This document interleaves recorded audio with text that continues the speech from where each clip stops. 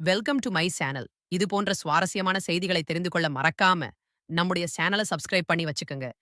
கங்கா தனது குழந்தைக்கு பாலூட்டும் போதெல்லாம் அவளுடைய கொழுந்தன் அவள் அருகில் வந்து நிற்பான். ஆனால் அவளால் அவனிடம் எதுவும் சொல்ல முடியவில்லை.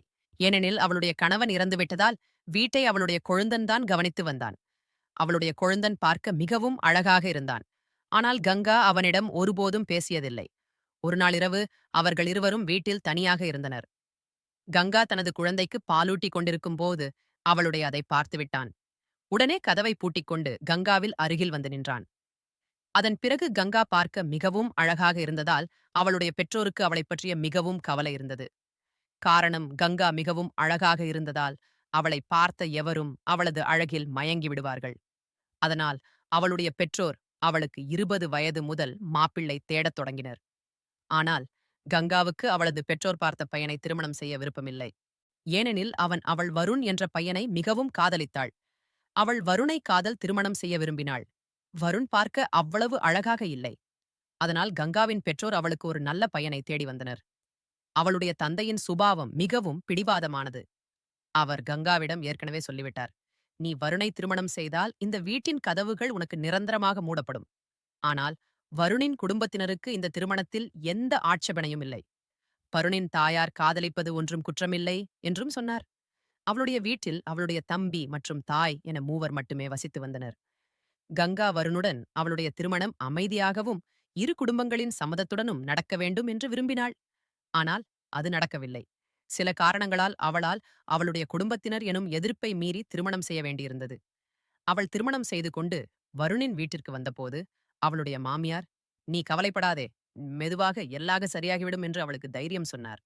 கங்காவுடைய மாமியாருக்கு கங்காவின் தண்டையின் கோபம் ஒருபோதும் தணியாது என்பது நன்றாக தெரியும். ஏனெனில் கங்காவுக்கு ஒரு தங்கை இருந்தான். முதலில் கங்காவுக்கு ஒரு நல்ல பையனுடன் திருமணம் செய்து வைக்க வேண்டும். அதன் பிறகு அவளுடைய தங்கைக்கு திருமணம் செய்ய வேண்டும் என்பது கங்காவின் தந்தையின் விருப்பமாக இருந்தது. ஆனால் கங்கா காதல் திருமணம் செய்து கொண்டதால் இப்போது அவளுடைய தங்கையின் திருமணத்திற்கு தடைகள் வரலாம். வருணை திருமணம் செய்து அவனுடன் ஒரு மகிழ்ச்சியான வாழ்க்கையை வாழ்வோம் என்று கங்கா நினைத்தாள். ஆனால் அவளுடைய விதி வேறு மாதிரி இருக்கும் என்று அவளுக்கு தெரியாது.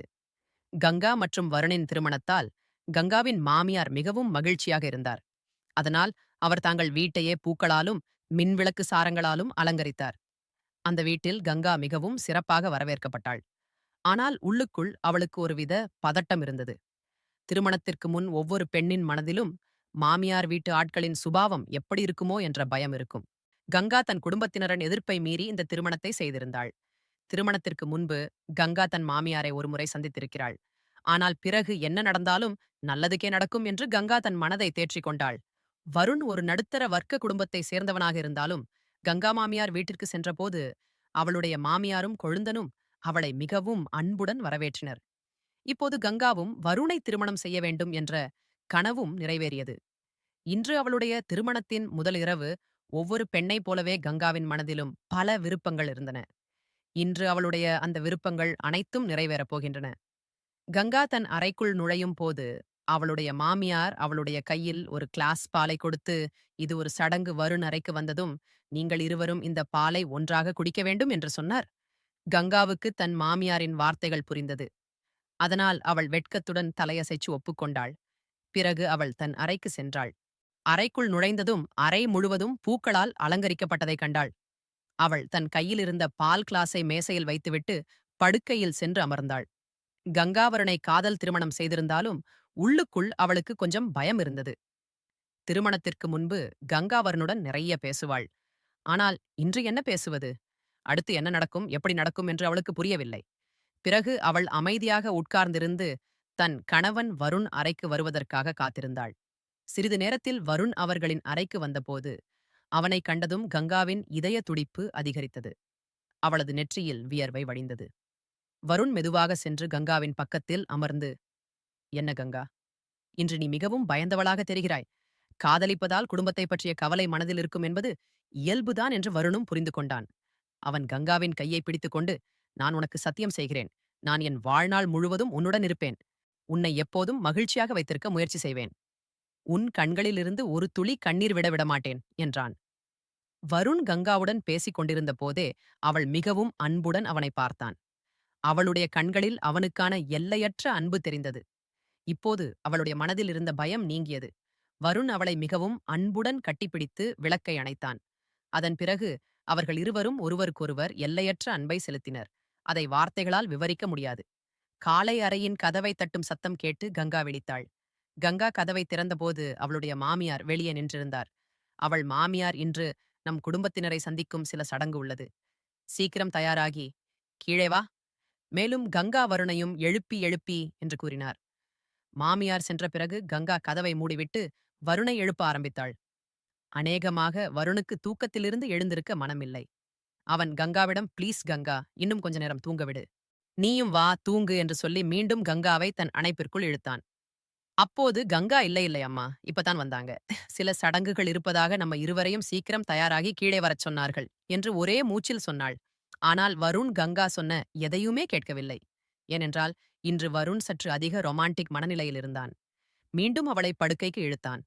அதன் பிறகு கண்கா குளிக்கச் சென்றாள். குளித்துவிட்டு வந்த பிறகு அவள் ஒரு அழகான புடவையை அணிந்து கொண்டாள். சிறிது நேரம் கழித்து வருணும் குளித்துவிட்டு தயாரானாள். பிறகு அவர்கள் இருவரும் ஹாலுக்கு வந்தனர். அங்கு அனைத்து விருந்தினர்களும் அவளுக்காக காத்திருப்பதைக் கண்டனர். முதலில் இருவரும் ஒன்றாக காலை உணவை உண்டனர்.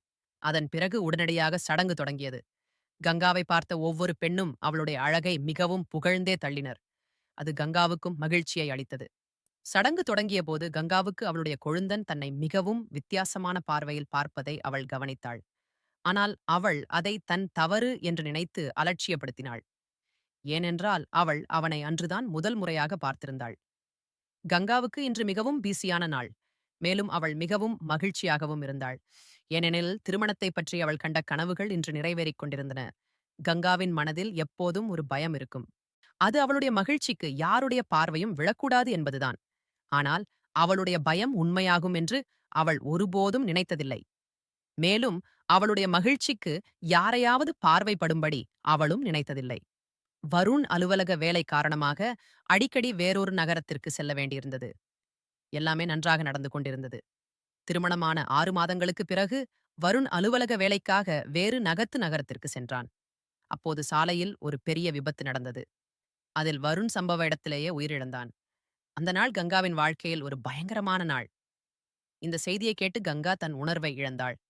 ஏனெனில் இந்த செய்தியை நம்புவது அவளுக்கு மிகவும் கடினமாகவே இருந்தது. மேலும் அவளுடைய கணவன் வருண் இப்போது இந்த உலகில் இல்லை என்பதை அவளால் ஏற்றுக்கொள்ளவே முடியவில்லை. ஏனென்றால் வருண் எப்போதும் கங்காவிடம் இந்த உறவு 7 பிறவிகளுக்கும் தொடரும் என்று சொல்வான். அப்படி இருக்கையில் அவன் எப்படி கங்காவை இவ்வளவு சீக்கிரம் விட்டுவிட்டு செல்ல முடியும்? ஆனால் மாலையில் வருணின் உடல் வீட்டிற்கு கொண்டுவரப்பட்ட போது அதை பார்த்து கங்காவின் இதயம் நொறுங்கியது. கங்காவின் மாமியாரும் தன் மகனுக்காக மிகவும் அழுதார். தன் மகளுக்கு துயரம் நேர்ந்திருப்பதைக் கேட்டு கங்காவின் பெற்றோரும் கடந்த கால விஷயங்களையெல்லாம் மறந்து வருணின் இறுதி சடங்கிற்கு வந்தனர். கங்கா தன் பெற்றோரிடம் அழுது கொண்டே, உங்கள் ஆசீர்வாதமில்லாமல் என் திருமணம் வெற்றி பெறவில்லை என்று சொன்னாள். அதற்கு அவளுடைய பெற்றோர், இல்லை கங்கா மகளே, பெற்றோர்கள் தாங்கள் குழந்தைகள் மீது எவ்வளவு கோபமாக இருந்தாலும் அவர்கள் தாங்கள் குழந்தைகளுக்கு ஒருபோதும் சாபம் கொடுக்க மாட்டார்கள். ஆனால் வீதியில் எழுதப்பட்டதை இதுவரை யாரும் மாற்ற முடியவில்லை என்பதும் உண்மைதான் என்று சொன்னார்கள். அனைவரின் முன்னிலையிலும் வருண் அருகிலுள்ள சுடுகாட்டில் தகனம் செய்யப்பட்டான். 2 நாட்களுக்குப் பிறகு கங்காவின் பெற்றோர்கள் தாங்கள் வீட்டிற்கு செல்ல முடிவு செய்தனர். அவர்கள் கங்காவை அணைத்து ஆசீர்வதித்துவிட்டு தாங்கள் வீட்டிற்கு சென்றனர். பிறகு 2 வாரங்கள் கழிந்தன. கங்காவின் பெற்றோர்கள் மீண்டும் கங்காவை சந்திக்க வந்தனர். அப்போது கங்கா தன் அறையிலிருந்து வெளியே வந்தபோது திடீரென்று மயக்கமடைந்து கீழே விழுந்தாள். கங்கா மயக்கம் தெளிந்து எழுந்தபோது அவள் மருத்துவமனையில் இருந்தாள். கங்காவுக்கு சுயநினைவு வந்ததும் மருத்துவர் அவளை பார்த்து, இன்று முதல் நீ உன் உடல்நிலையை பார்த்துக் கொள்ள வேண்டும். ஏனென்றால் இப்போது நீ தாயாகப் போகிறாய் என்று சொன்னார்கள். இந்த செய்தியை கேட்டு கங்காவுக்கு மகிழ்ச்சி அடைவதா அல்லது வருத்தப்படுவதா என்று தெரியவில்லை. ஏனெனில் இந்த செய்தியை கேட்டவுடன் அவள் முதலில் மகிழ்ச்சி அடைந்தாள். ஆனால் பிறகு தன் குழந்தைக்கு தந்தையின் ஆதரவு இருக்காது என்று நினைத்து வருத்தமடைந்தாள். இந்த எண்ணத்தால் கங்காவின் பெற்றோரும் சோகமாக தெரிந்தனர். ஆனால் அவளுடைய மாமியார் இந்த செய்தியை கேட்டு மகிழ்ச்சியாக தெரிந்தார். கங்காவின் மாமியார் அவளுக்கு அருகில் வந்து, இந்த குழந்தை என் மகனின் கடைசி அடையாளம் என்று கங்காவிடம் சொன்னாள். இனி நீ உன் உடல் நலத்தையும் நம் குழந்தையையும் நன்றாக பார்த்துக் கொள்ள வேண்டும் என்று சொன்னார். பிறகு கங்காவை மருத்துவமனையிலிருந்து வீட்டிற்கு அழைத்து வந்தபோது அவளுடைய மாமியார் அவளுக்கு திருஷ்டி கழித்து மீண்டும் ஒரு முறை அவளை வரவேற்றார். இத்தனை நாட்களுக்குப் பிறகு மாமியாரின் முகத்தில் புன்னகையை பார்த்த கங்கா உள்ளுக்குள் மிகவும் மகிழ்ச்சி அடைந்தாள். ஆனால் கங்காவின் பெற்றோர்கள் அவளை வீட்டிற்கு அழைத்துச் செல்ல வந்தபோது அந்த தருணம் துக்கமாக மாறியது. கங்காவின் பெற்றோர் அவளிடம், "நீ இன்னும் மிகவும் சிறியவள், உனக்கு முன்பு ஒரு மழை போன்ற வாழ்க்கை உள்ளது. அதை உன்னால் தனியாக கடப்பது மிகவும் கடினம். நீ இந்த கருவை கலைத்துவிடு. நாங்கள் உனக்கு மீண்டும் ஒரு நல்ல குடும்பத்தில் திருமணம் செய்து வைக்கிறோம்" என்று சொன்னார்கள். அதைக் கேட்டு கங்காவின் மாமியாரின் முகம் வாடியது. அவர், "இந்த குழந்தை என் மகனின் கடைசி அடையாளம். கங்கா மகளே, நீ கருவை கலைக்காதே" என்று சொன்னார். தன் மாமியாரின் மகனின் மீது அன்பை கண்டு கங்காவின் மனதிலும் தன் குழந்தை மீதான அன்பு எழுந்தது. அவள் தன் பெற்றோரிடம், "வருண் இல்லாமல் போனாலும் நான் இந்த வீட்டை ஒருபோதும் விட்டு செல்ல மாட்டேன். என் மீதமுள்ள வாழ்க்கையை நான் என் குழந்தையின் ஆதரவுடன் வாழ்வேன்" என்று சொன்னாள். கங்காவின் தந்தை அவளிடம் கோபமாக, "உனக்கு மிகவும் குறைவான வயது. ஒரு சிறிய குழந்தையை தனியாக வளர்ப்பது ஒரு பெண்ணுக்கு மிகவும் கடினம்.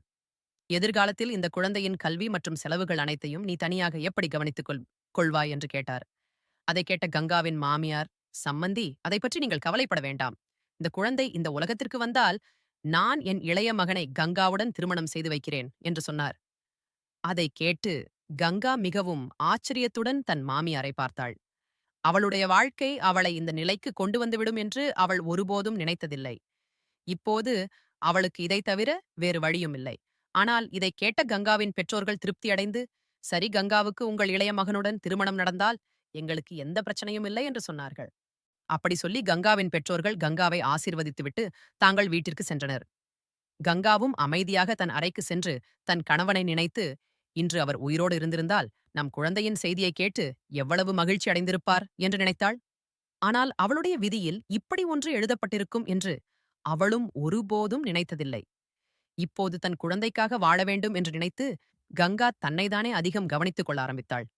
கங்கா நல்ல சத்தான உணவை சாப்பிட ஆரம்பித்தாள். தன்னை பிட்டாக வைத்துக் கொள்ள உடற்பயிற்சியும் செய்ய ஆரம்பித்தாள். கங்காவின் கணவனின் இறப்புக்குப் பிறகு இப்போது அவளுடைய கொழுந்தன் வீட்டின் செலவுகளை கவனித்துக் கொண்டான். அவன் ஒரு பெரிய பன்னாட்டு நிறுவனத்தில் வேலை செய்து கொண்டு வந்தான். அவனுடைய சம்பளமும் மிகவும் அதிகமாக இருந்தது. கங்கா அவனுடன் அதிகம் பேசியதில்லை. ஏனென்றால் அவன் எப்போதும் தன் வேலையில் பிஸியாக இருப்பான். தன் கொழுந்தனை பார்த்தால் கங்காவின் மனதில் அடிக்கடி ஒரே கேள்வி எழும். நிஜமாகவே என் கொழுந்தன் என்னை திருமணம் செய்து கொள்வானா? ஆனால் கங்காவின் மனதில் இப்போது அவனை குறித்த எந்த உணர்வும் இல்லை. அவள் தன் குழந்தைக்காக மட்டுமே இந்த திருமணத்தை செய்து கொள்ள சம்மதித்தாள். கர்ப்ப காலத்தில் கங்காவின் மாமியார் இரவு பகல் பாராமல் அவளை பார்த்து கொண்டார். கங்காவை எந்த வீட்டு வேலையும் செய்யவிடவில்லை. இப்படியே 9 மாதங்கள் கடந்து கங்காவுக்கு பிரசவ நாள் வந்தது. அவள் ஒரு அழகான ஆண் குழந்தையை பெற்றெடுத்தாள். தன் பேரனை பார்த்த கங்காவின் மாமியார் மிகவும் மகிழ்ச்சியடைந்தார். பிறகு அவர்கள் தாங்கள் சுற்றுப்புறத்தில் உள்ள அனைவருக்கும் இனிப்புகள் கொடுத்தனர். சில நாட்களுக்குப் பிறகு கங்காவை மருத்துவமனையிலிருந்து வீட்டிற்கு அழைத்து வந்தபோது அவளுடைய மாமியார் அவளை வரவேற்பதில் எந்த குறையாகவும் விடவில்லை. அவர்கள் மீண்டும் ஒரு முறை கங்காவையும் தாங்கள் பேரனையும் மிகவும் சிறப்பாக வரவேற்றினர். பேரன் பிறந்த மகிழ்ச்சியில் கங்காவின் பெற்றோரும் அவளை பார்க்க வந்தனர். அவர்கள் கங்காவுக்கும் அவளுடைய குழந்தைக்கும் நிறைய துணிகள் மற்றும் விளையாட்டுப் பொருட்களை வாங்கி வந்தனர். அதை பார்த்த கங்காவுக்கு மிகவும் மகிழ்ச்சியாக இருந்தது. அதே சமயம் அவள் வருணை நினைத்து வருந்தினாள். இன்று வருண் இருந்திருந்தால் அவனும் தன் குழந்தைக்காக நிறைய துணிகளும் விளையாட்டுப் பொருட்களும் வாங்கி வந்திருப்பான் என்று நினைத்தாள். இப்படி நினைத்துக் கொண்டிருக்கும் போதே கங்காவின் கண்களில் கண்ணீர் வர ஆரம்பித்தது. கங்காவின் பெற்றோர் கங்காவின் மாமியாரிடம், "இப்போது கங்காவுக்கு பிரசவமாகிவிட்டது. நீங்கள் சொன்னபடி உங்கள் இளைய மகனுக்கு கங்காவுடன் திருமணம் செய்து வையுங்கள்" என்று சொன்னார்கள். அதை கேட்ட கங்காவின் மாமியார், "நீங்கள் அதை பற்றி கவலைப்பட வேண்டாம். எனக்கு கொடுத்த வாக்கு நினைவில் இருக்கிறது. நான் சீக்கிரமே கங்காவுக்கு என் இளைய மகன் அர்ஜுனுடன் திருமணம் செய்து வைக்கிறேன்" என்று சொன்னார். பிறகு சில நாட்கள் கடந்து சென்றன. இப்போது கங்காவுக்கு ஒரு கவலை ஏற்பட்டது. அர்ஜுன் இந்த திருமணத்திற்கு மறுத்துவிடக்கூடாது என்று அவளும் நினைத்தாள். ஏனென்றால் கங்கா இதுவரை தன் கொழுந்தன் வாயிலிருந்து தாங்கள் திருமணம் பற்றி கேட்டதே இல்லை. அவள் தன் மாமியாரின் வாயிலிருந்து மட்டுமே இதை கேட்டுக்கொண்டிருந்தாள். அர்ஜுன் திருமணத்திற்கு மறுத்துவிட்டால் அவள் எங்கு செல்வாள்? அவளையும் அவள் குழந்தையையும் யார் ஏற்றுக்கொள்வார்கள்? இந்த கவலைதான் அவளுக்கு இரவு பகலாக இருந்தது. ஒரு நாள் இரவு கங்கா தண்ணீர் குடிக்க எழுந்தாள். சமையலறைக்கு சென்றபோது அவளுடைய மாமியாரின் அறையிலிருந்து பேச்சு சத்தம் கேட்டது. கங்கா அவளுடைய மாமியாரின் அறைக்கு அருகில் சிறந்து சென்று கதவில் காதை வைத்து கேட்டாள். அவளுடைய மாமியார் அர்ஜுனிடம் அவர்களின் திருமணம் பற்றி பேசிக் கொண்டிருந்தார். ஆனால் அர்ஜுன் திருமணத்திற்கு மறுத்து கொண்டிருந்தான். அவன் தன் தாயிடம், "கங்கா என் அண்ணி, நான் எப்படி அவளை திருமணம் செய்து கொள்ள முடியும்?" என்று கேட்டான். அதற்கு அவளுடைய மாமியார் அர்ஜுனிடம், "நீ அவளை திருமணம் செய்யவில்லை. என்றால் அவள் நமது வருணின் குழந்தையுடன் சென்று விடுவாள். நான் அவளுடைய பெற்றோரிடம் உங்கள் இருவருக்கும் திருமணம் செய்து வைப்பதாக வாக்குறுதி அளித்துள்ளேன் என்று சொன்னார். அவளுடைய மாமியார் அர்ஜுனிடம் இந்த திருமணத்திற்கு ஒப்புக்கொள்ளுமாறு கெஞ்சினார். நீ கங்காவை திருமணம் செய்து கொண்டால் உன் அண்ணனின் குழந்தைக்கு தந்தையின் ஆதரவு கிடைக்கும். உன் அண்ணனின் குழந்தைக்கு ஒரு நல்ல வாழ்க்கை கிடைக்க வேண்டும் என்று நீ விரும்பவில்லையா? உன் அண்ணனின் ஆத்மா சாந்தி அடைய வேண்டும் என்று நீ விரும்பவில்லையா? என்று கங்காவின் மாமியார் அர்ஜுனுக்கு புரிய வைக்க முயற்சி செய்து கொண்டிருந்தார். ஆனால் அர்ஜுனின் வாயிலிருந்து ஒரு வார்த்தையும் வரவில்லை. அவன் அமைதியாக இருந்ததைப் பார்த்து கங்கா தன் அறைக்கு சென்று திரும்பினாள். அன்று மீண்டும் கங்கா வருணை நினைத்து அழுது கொண்டிருந்தாள். தன் வாழ்க்கையில் பிரச்சனைகள் மட்டுமே எழுதப்பட்டிருக்கின்றன என்று நினைத்து அவள் மிகவும் வருந்தினாள். கங்கா தன் வாழ்க்கையைப் பற்றி நிறைய கனவுகளை கண்டிருந்தாள். ஆனால் அந்த கனவுகள் நிறைவேறுவதற்கு முன்பே அழிந்துவிட்டன. இப்போது அவள் தன் குழந்தையுடன் எங்கு செல்வாள்? அவளையும் அவள் குழந்தையையும் யார் ஏற்றுக்கொள்வார்கள் என்று நினைத்து அழுது கொண்டே தூங்கிப் போனாள். காலையில் தாமதமாக எழுந்தபோது வீடுகள் முழுவதும் பூக்களால் அலங்கரிக்கப்பட்டிருப்பதை கண்டாள். மேலும் வீட்டிற்கு வெளியே பந்தல் போடும் வேலை நடந்து கொண்டிருந்தது. கங்கா தன் மாமியாரிடம் இதை பற்றி கேட்டபோது அவளுடைய மாமியார், இன்று உனக்கும் அர்ஜுனுக்கும் திருமணம் என்று சொன்னார். அதை கேட்டு கங்கா ஆச்சரியமடைந்து யோசிக்க ஆரம்பித்தாள். இரவில் நான் கேட்டது என்ன? அர்ஜுன் இவ்வளவு சீக்கிரம் திருமணத்திற்கு எப்படி ஒத்துக்கொண்டான் என்றும் நினைத்தாள். ஆனால் அவளால் தன் மாமியாரிடம் இதை பற்றி கேட்க முடியவில்லை. கங்காவின் மாமியார் அவளுக்கு திருமணத்திற்கு ஒரு அழகான புடவையை கொடுத்து, இதுதான் உன்னுடைய திருமணப் புடவை, சீக்கிரம் தயாராகு என்று சொன்னார். திருமணப் புடவையை பார்த்த கங்கா மீண்டும் வருணின் நினைவில் மூழ்கினாள். இன்று வருண் உயிரோடு இருந்திருந்தால் நான் இந்த புடவையை அணிய வேண்டியிருக்காது என்று நினைத்தாள். ஆனால் விதியில் எழுதப்பட்டதை இப்போது யாராலும் மாற்ற முடியாது. கங்கா இரண்டாவது முறையாக இந்த புடவையை அணிந்து கொண்டிருந்தாள். புடவையை அணிந்தபோது அவளுக்கு தன் விதியின் மீது மிகவும் கோபம் வந்தது. சிறிது நேரம் கழித்து அவள் தயாராகி அறையிலிருந்து வெளியே வந்தாள். அவளுடைய மாமியார் அவளை வெளியே பந்தலில் அமர வைத்தார். அப்போது அவள் பார்வை அர்ஜுன் மீது விழுந்தது. பண்டலில் அமர்ந்திருந்த அர்ஜுனின் முகத்தில் சிரிப்பே இல்லை. அவன் தலையை குனிந்தபடி அமைதியாக இருந்தான். அவனை பார்த்தால் அவன் இந்த திருமணத்தை கட்டாயத்தின் பேரில்தான் செய்வதாக தோன்றியது. அப்போது நானும் இந்த திருமணத்தை கட்டாயத்தின் பேரில்தான் செய்கிறேன் என்று அவளும் உணர்ந்தாள். கங்கா மற்றும் அர்ஜுனின் திருமணம் மிகவும் எளிமையாக நடந்தது. இந்த திருமணத்தில் அவளுடைய பெற்றோர்களும் கலந்து கொண்டனர். அதன் பிறகு இருவரின் பெரியவர்களின் கால்களில் விழுந்து ஆசீர்வாதம் வாங்கினர். அவளுடைய மாமியார் கங்காவை அர்ஜுனின் அறைக்கு அனுப்பியபோது அவள் மிகவும் பயந்தாள். ஏனென்றால் இன்று அர்ஜுன் அவளிடம் எப்படி நடந்து கொள்வான் என்று அவளுக்கு தெரியாது.